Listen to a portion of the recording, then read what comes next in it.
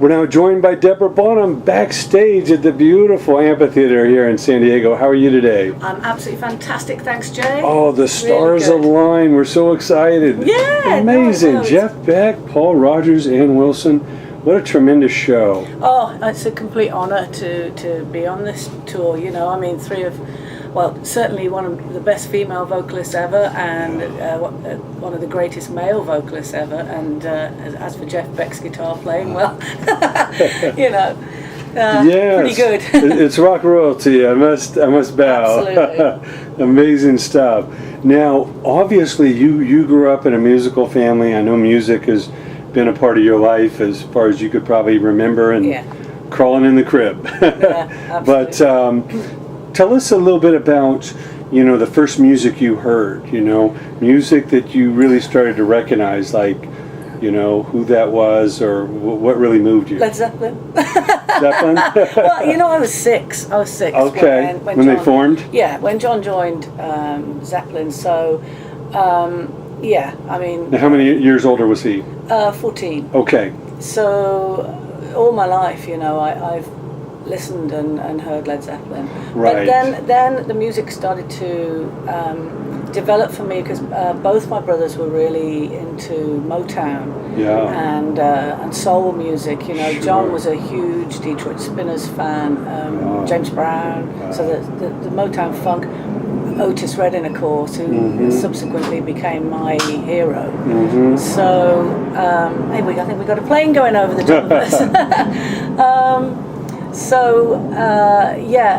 So I grew up with that type of music, and that's where my heart is, I guess, really into that soul, Motown. And then it progressed into the West Coast type of music, like Fleetwood Mac and Joni Mitchell, who I, you know, absolutely adore. The Eagles and Crosby, Stills, Nash Crosby, Stills, Nash. I love Crosby, Stills, Nash and Young, and the Eagles, of course. You know. It's amazing. So I've got and Little Feat, one of my all-time favourite bands. So I've got a real eclectic mix, you know. Yeah, Lowell George and the Crew. Yeah. Amazing stuff. Oh, yeah. So good. It's a good background of music. Well, a lot of people don't really realize, because, you know, Zeppelin had the heavy guitars and loud amplification, but when you really bring it down, there was a groove, there was a soul. Oh, without a doubt. I mean, you know, they were all big. Well, John Paul Jones and John, very much so into the Motown, but also they're big James Brown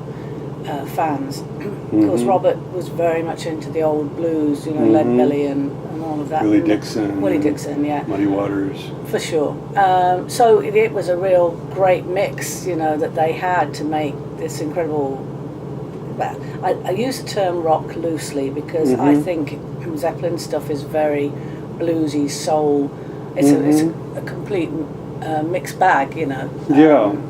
It's not just... I hear them... I so regularly hear them being labelled as heavy rock or metal. Heavy and metal. I'm like, what? No. I know. It's these radio DJs, or somebody comes up with these names. You know, to me, there's only two kinds of music: music that moves you and music that doesn't. Totally. That. And the more you can put in the mix, the better. Yeah. I mean, that's completely it. And Zeppelin, you know, you've only got to listen to put the first album on, and it just totally moves you. I mean, it's incredible. It still sounds that good today. Yeah, you know? It's timeless. Yeah. Now, did John practice at home? You hear a lot of drums? He played every day. But it would usually be to lots of other songs, you know. He had a jukebox in the corner of the room, and then he'd play along with the records. Yeah, and then he'd always get up and have a play. So yeah, he played every day. But not so much as practice, I guess. It was just playing along to stuff that he loved. Bee Gees, he loved the Bee Gees. Awesome. So he had a real mix. There was a mixed bag of music in our house, you know. So which was fantastic. He loved the Kinks, big Kinks fan. I think one of the first singles I ever bought as a little girl, I think I was about 7. Something like that, was the Kinks, All the Day and All the Night. And I used to get all my little friends round, and we put it on. Drop the needle and play it again. Yeah. It was just great. That's awesome. Now, obviously, Robert Plant was a real close friend of your Yeah, brother he still John. is. Oh, sorry. Yeah, John. Yeah, and I know he really took a liking to you and helped mentor, you know, some vocals, Yeah. some demos. Yeah. Tell us about how Robert got involved in helping you I asked him. make some music. Okay. I said to him, I want to have a go at singing, can you help?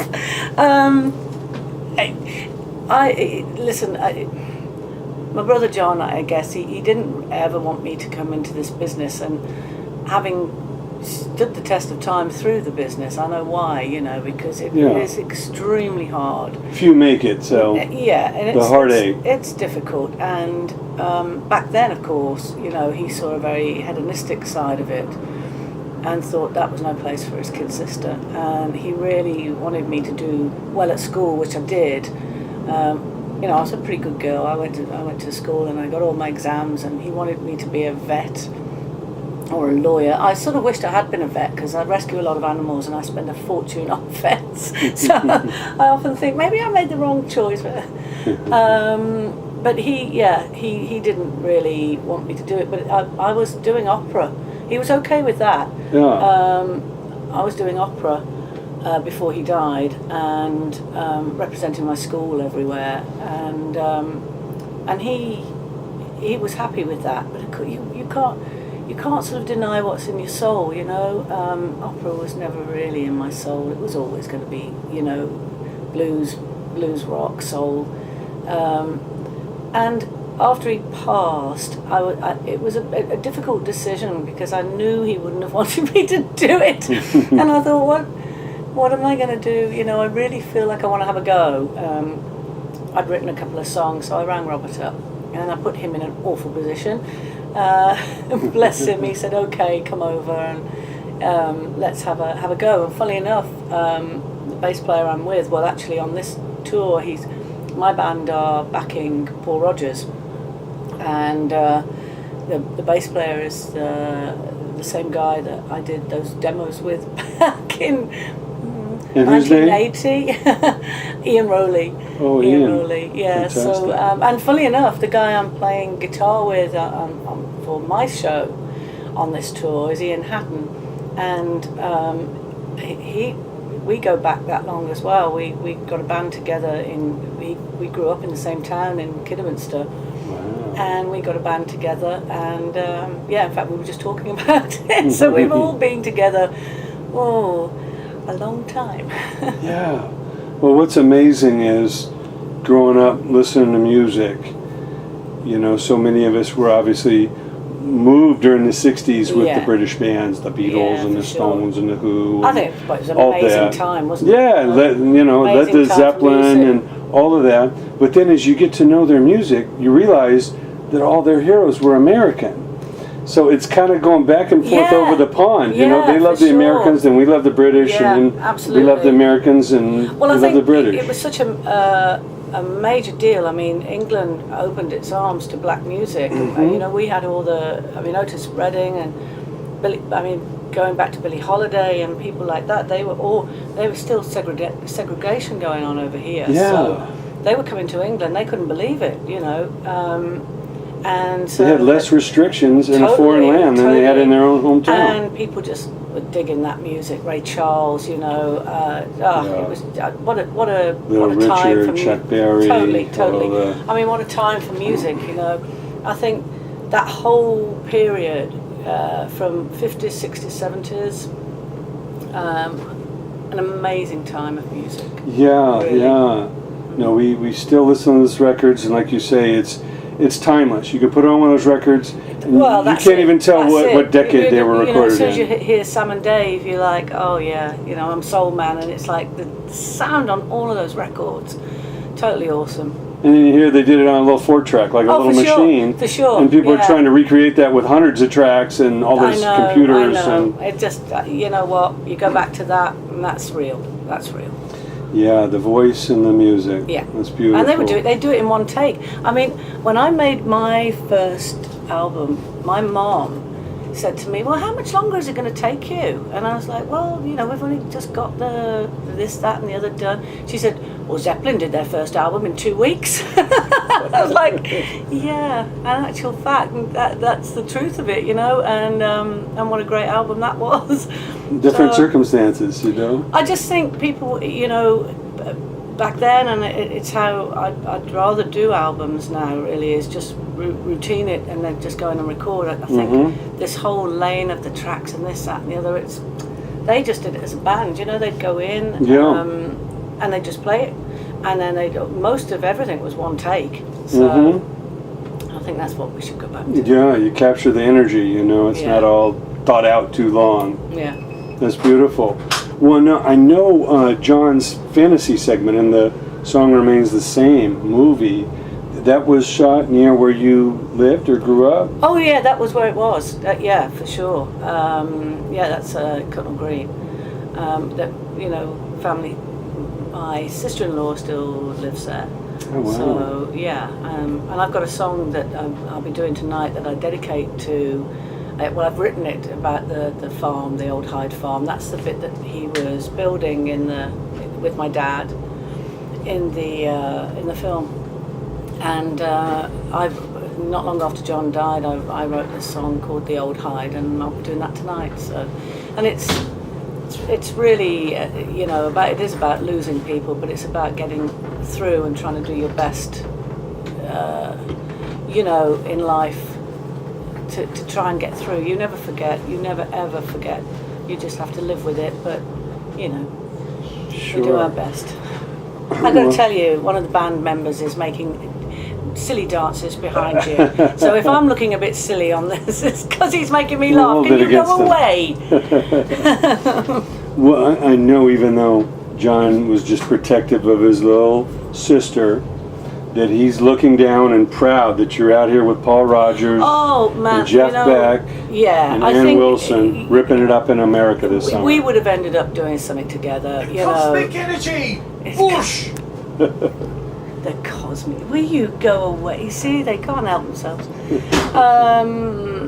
Yeah, you know, he's got to be proud. It was only in the beginning. If he'd have survived, we would have ended up doing something. Yeah. As I got older, he just didn't want to make sure you were hurt like so many are, you know. He would have. It would have been great, and I often think about that and think, wow, you know. And it's not that I don't miss him. It's just, you know, what can you do? Everyone loses people in their life. Yeah. It doesn't discriminate. No one is here forever.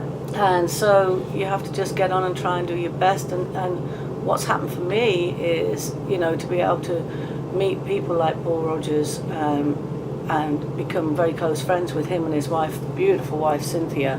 Yeah. We rescue animals together. We've got a charity over in England, Willow's Animal Sanctuary, and assisted animal therapy, where we use the animals to help kids with autism or anger management, kids that have, you know, homeless kids that have got into drugs and trying to get rehabilitated. And the animals work great for that. And because they're mainly abused animals as well, so we've had abused kids with abused animals, and it works great.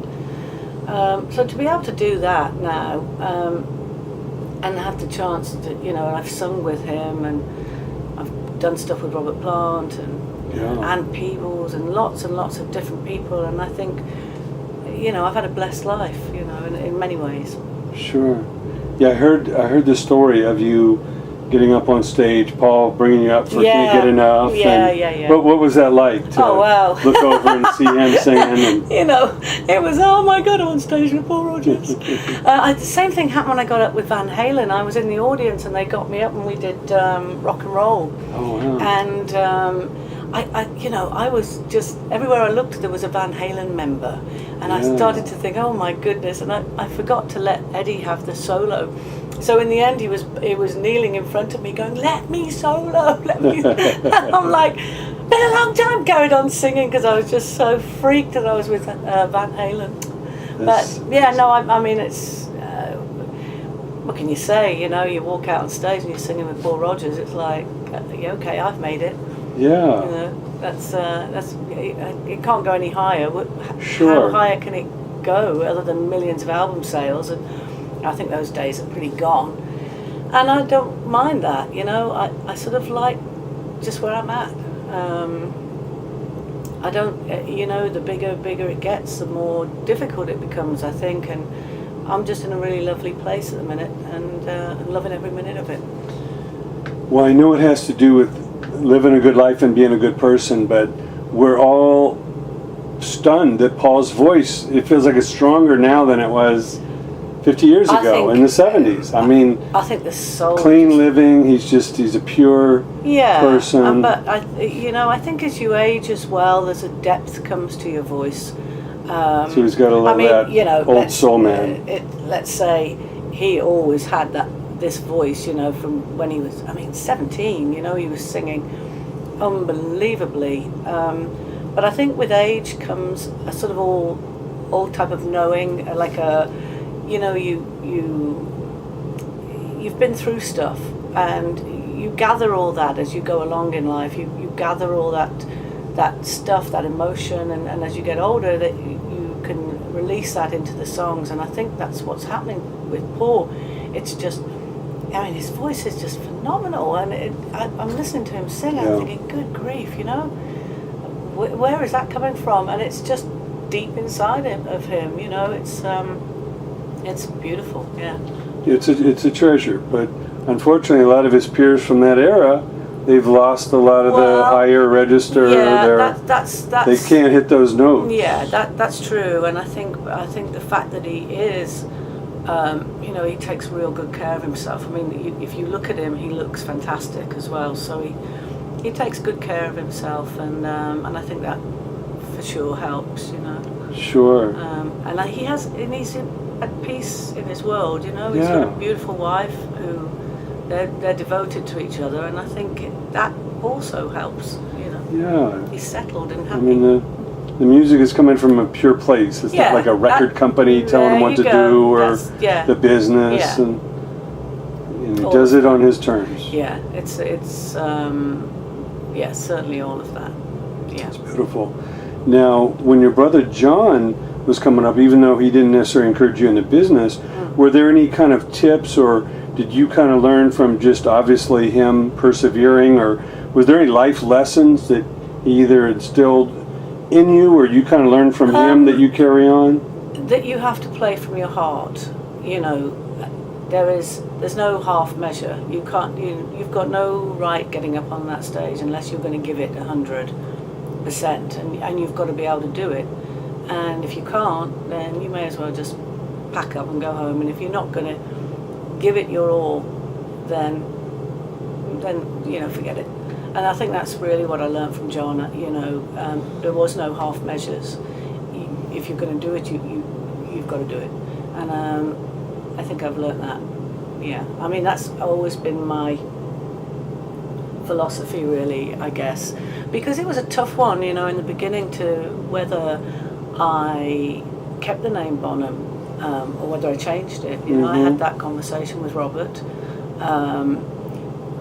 and I chose, rightly or wrongly, I chose to keep it because I just felt that it is my name, and I'm very, very proud of my heritage, and that, you know, my main thing is to do that name proud. Yeah. And if I couldn't do that, then there was no point, you know, there was just no point in continuing, really. It did come with its problems, you know, from the beginning, because I was young, and from the beginning, you know, of course, there was all the people that jumped on it to try and use that, and I had to keep stopping that, and I did that regularly. I just was not going to get on that bandwagon, and I wasn't going to let them. I mean, stupid things like managers would say to me, you know, we'll get you to do a Led Zeppelin cover disco version, have dancers behind you. I